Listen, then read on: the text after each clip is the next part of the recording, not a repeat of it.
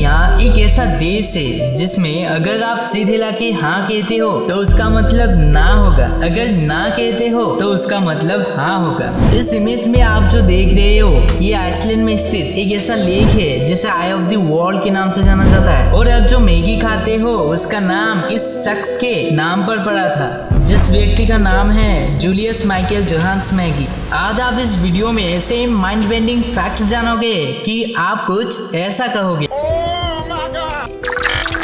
Charlie Chaplin, जिनका real name Charles Spencer Chaplin है, जो 90s के एक फेमस ब्रिटिश कॉमेडियन थे। तो आपने चार्ली को लगभग हर एक रोल प्ले करते समय ऐसा देखा होगा, बट वो रियल लाइफ में कुछ ऐसे दिखते हैं। आपको इंटरनेशनल स्पेस स्टेशन के बारे में पता ही होगा। ये स्पेस में स्टेशन जैसे बना हुआ है।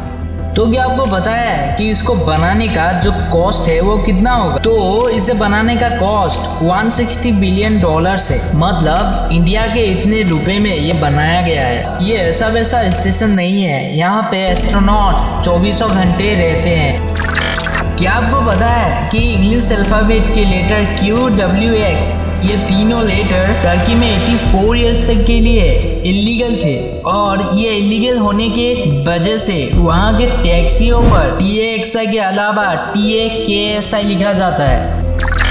साल 2012 में एक वुमन ने एक चिकन के छोटे से टुकड़े को eBay पर $8,100 पर बेच दिया, जो कि इंडियन रुपीस में 6 लाख रुपए के बराबर होता है। और वो चिकन का टुकड़ा इतना महंगा सिर्फ इसलिए बिका क्योंकि उसका सेब जॉर्ज वाशिंगटन जैसा दिखता था, जो कि US के फर्स्ट प्रेसिडेंट थे। और आप इस इमेज में उस चिकन को देख सकते हो। मैं होता तो इसका 150 रुपया दे। अगर आप अमेरिकन डॉलर के पीछे के हिस्से को कॉन्ट्रास्ट बढ़ाकर देखोगे तो कुछ ऐसा नज़ारा सामने आएगा। अगर आप इसे नॉर्मल बिना कॉन्ट्रास्ट बढ़ाए देखोगे तो ये नॉर्मल ही लगेगा, बट जब आप इसका कॉन्ट्रास्ट बढ़ाओगे तो कुछ एलियन जैसा इमेज दिखेगा। It's mind busting. अब ये फैक्ट सुनने के बाद आपको अकेले में डर लगेगा। एक सॉन्ग जिसका नाम था ग्लूमी संडे, इस सॉन्ग के बहुत सारे केसेस है कि लोग इस सॉन्ग को सुनने के बाद सुसाइड करते थे। जिसने इस सॉन्ग को लिखा था रेसो सेरस ने भी सुसाइड कर लिया था, पर वो विंडो से कूदने के बाद भी बच गए थे। उसके बाद हॉस्पिटल में ले जाया गया, लेकिन उन्होंने एक वायर का इस्तेमाल करके खुद को ही मार डाला। बहुत लोग इस सॉन्ग को सुनने के बाद ब्रिज से कूदते थे और कुछ लोग गन से अपने आप को शूट भी करते थे। 1997 में सिंगर बिली मैकेंजी ने ये सॉन्ग सुनने के बाद आत्महत्या कर ली थी, और उन्होंने यह भी कहा था अगर आप इस सॉन्ग को बिना लिरिक्स के भी सुनोगे तो आपको नींद आ जाती थी। ये सब को देखते हुए BBC ने इस गाने को ब्रॉडकास्ट होने से बैन कर दिया, और इस सॉन्ग को लोग आजकल हंगेरियन सुसाइड सॉन्ग के नाम से जानते हैं।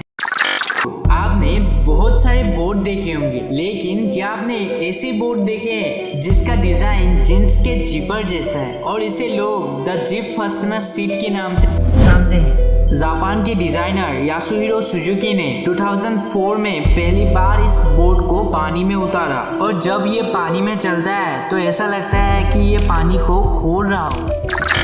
प्लास्टिक सर्जरी जो 21वीं सेंचुरी का सबसे कॉम्प्लिकेटेड सर्जरी में से एक है। तो क्या आपको पता है कि वर्ल्ड का पहला प्लास्टिक सर्जरियन कौन था और कहां से था? वर्ल्ड का पहला प्लास्टिक सर्जरियन था महर्षि सुश्रुत, एक एंशिएंट इंडियन फिजिशियन और सर्जरियन थे, जिसे फादर ऑफ सर्जरी या फादर ऑफ प्लास्टिक सर्जरी के नाम से भी जानते हैं। युद्ध में जो सैनिक घायल हो जाते थे या फिर जिन सैनिकों के शरीर के अंग भंग हो जाते थे, उनको इलाज करने की जिम्मेदारी महर्षि सुश्रुत को ही दी जाती थी। आज से लगभग 2600 साल पहले सुश्रुत ने अपने सहयोगी के संग कई तरह के सर्जरी जैसे artificial limbs, kidney stone, fracture repair, cataract और खासकर प्लास्टिक सर्जरी जैसे कॉम्प्लेक्स सर्जरी में सफलता हासिल की थी। महर्षि सुश्रुत संस्कृत भाषा में सुश्रुत संहिता के ऑथर हैं। इस किताब में सुश्रुत ने भारत के एंशिएंट मेडिकल साइंस के बारे में डिटेल में बताया है, जिसे आज के समय में आयुर्वेद के नाम से जाना जाता है। 1976 जगह थी ईरान की कैपिटल सिटी तेहरान, उस दिन तेहरान के आसमानों में लोगों ने बेहद ही अजीब और चमकदार लाइट देखने का दावा किया और इस इंसिडेंट को नाम दिया गया 1976 तेहरान लाइट्स। वो रोशनी बहुत ही चमकीली थी और इसके डर के वजह से लोगों ने पुलिस को कॉल पर कॉल करने शुरू कर दी। उस समय ईरान और इराक के बीच युद्ध का घमासान दौर चल रहा था और लोग इसे इराक के हमले के रूप में ले रहे थे। जैसे ही ये इंफॉर्मेशन मिलिट्री के पास पहुंची, उन्होंने भी इसे पॉसिबल अटैक की तरह ट्रीट किया और बिना देर किए अपना F-4 फैंटम 2 जेट उस लाइट की तरफ भेज दिया। लेकिन अचानक से उस एयरक्राफ्ट के सारे इंस्ट्रूमेंट फेल हो गए। जैसे ही वो एयरक्राफ्ट एयरबेस पे पहुंचा, तब मिलिट्री ने दूसरा एयरक्राफ्ट भेज दिया। कुछ मिनट बाद पायलट एयरक्राफ्ट के साथ मिलिट्री बेस लौट आया। उसने बताया उस ऑब्जेक्ट से इसके एयरक्राफ्ट की ओर एक तेज लाइट बीम छोड़ी गई थी। उसे लगा शायद उसकी ओर कोई मिसाइल छोड़ी गई है। ये सोचकर उसने भी मिसाइल दागने के लिए बटन दबा दिया, लेकिन तभी उसके एयरक्राफ्ट के सारे कंट्रोल फेल हो गए। इस मोमेंट वो इतना घबरा गया कि वापस एयरबेस की ओर लौट आया। इससे पहले कि ईरानियन आर्मी कोई स्टेप ले पाती, वो ऑब्जेक्ट आसमान से गायब हो गया। पर ये अपने भी कई अनसुलझे रहस्य को छोड़ गया। तो क्या वो सच में एक UFO था या फिर एक अननोन एयर फिनोमिना?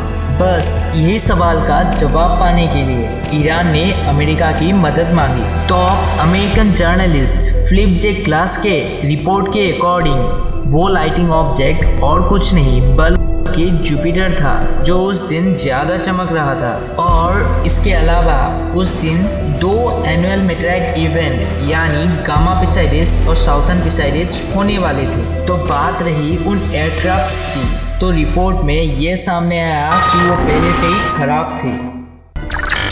अगर मैं आपसे पूछूं कि इस दुनिया का सबसे एक्सपेंसिव चीज़ कौन सा है, तो आपके मन में मुकेश अंबानी का एंटीलिया का इमेज आया होगा। लेकिन इस दुनिया का सबसे एक्सपेंसिव चीज़ वो है जिसके सामने हर दूसरा चीज़ कोई मायने नहीं रखता, और वो है एंटीमेटर। अमेरिका के स्पेस एजेंसी नासा के एक एस्टिमेट के अनुसार सिर्फ 1 ग्राम एंटीमेटर की कीमत $62.5 ट्रिलियन हो सकता है। एंड जस्ट फॉर कंपैरिजन, अगर हम दुनिया के सारे देशों की GDP को ऐड कर दें तो ये उसका करीब 83% ही बैठेगा। मतलब सिर्फ 1 ग्राम एंटीमेटर को बनाने के लिए दुनिया के सारे देश बिक जाएंगे। एंटीमेटर एक नॉर्मल मैटर का बिल्कुल ऑपोजिट होता है। जिस तरह नॉर्मल मैटर एटम और पार्टिकल्स से बना हुआ होता है, वैसे ही एंटीमेटर्स में एटम्स और पार्टिकल्स होते हैं, लेकिन ये पार्टिकल्स के अरेंजमेंट डिफरेंट होते हैं। एक नॉर्मल मैटर्स के एटम के बीच में न्यूट्रॉन और प्रोटॉन्स रहता है और उनके चारों ओर इलेक्ट्रॉन ऑर्बिट करते हैं, जबकि एंटीमेटर के बीच में एंटी प्रोटॉन होते हैं। इनका चार्ज नेगेटिव होता है और इसके अलावा एंटी न्यूट्रॉन भी सेंटर में ही होता है और इनको पॉजिट्रॉन्स ऑर्बिट कर। जब नॉर्मल मैटर और एंटीमेटर के पार्टिकल्स आपस में टकराते हैं तो ये एक दूसरे को पूरी तरह डिस्ट्रॉय कर देते हैं और इनमें से 100% प्योर एनर्जी निकलती है। मतलब इसमें एनर्जी का कोई भी लॉस देखने में नहीं मिलता। जस्ट फॉर एग्जाम्पल, अगर हम दुनिया की सबसे एडवांस और एफिशिएंट न्यूक्लियर वेपन की बात करते हैं तो ये भी करीब 7 से लेके 10% मास को ही एनर्जी में कन्वर्ट करते हैं और हम 90% एनर्जी को खो देते हैं। अगर आप 1 ग्राम एंटीमेटर को जमीन में गलती से गिरा देते हो तो उससे होने वाला एक्सप्लोजन हिरोशिमा और नागासाकी में होने वाले कॉम्बाइंड एक्सप्लोजन से भी ज़्यादा भयंकर होगा। मतलब सिर्फ 1 ग्राम एंटीमेटर पूरे शहर को ख़त्म करने के लिए काफ़ी है। और एक साइंटिफिक स्टडी से ये पता लगा कि एंटीमेटर से हम ह्यूमन बॉडी में होने वाले कई प्रकार के कैंसर को ख़त्म कर सकते हैं।